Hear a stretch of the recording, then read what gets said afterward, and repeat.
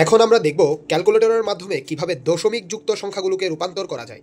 প্রথমে নর্মাল মোডে সংখ্যাটাকে লিখতে হবে 12.46 ইন্টু দিতে হবে এবং এখানে 2 দিতে হবে, কারণ এখানে বেস হচ্ছে 2তে যাব। আমরা যদি 8-এ যেতাম 8, যদি 16-এ যেতাম এখানে 16 হতো।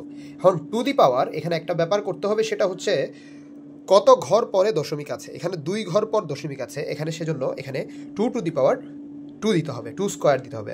ইকুয়াল যে অ্যান্সারটা আসবে সেই অ্যান্সারটা সেভ করে রাখতে হবে এসি দিয়ে।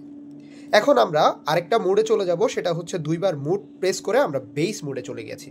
এখন এটা বেসটা ডেসিমেলে আছে, এখন আমরা অ্যান্সার দিয়ে ওই সংখ্যাটা আমরা আবার আনলাম।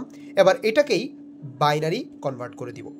এখন আমরা পেয়ে গেছি আমাদের কাঙ্ক্ষিত অ্যান্সার। মানে কত ঘর পরে দশমিক হবে, এখানে যেমন 2 ঘর পরে দশমিক হয়েছে, এখানেও সেম 2 ঘর পরেই দশমিক হবে। This is the binary value.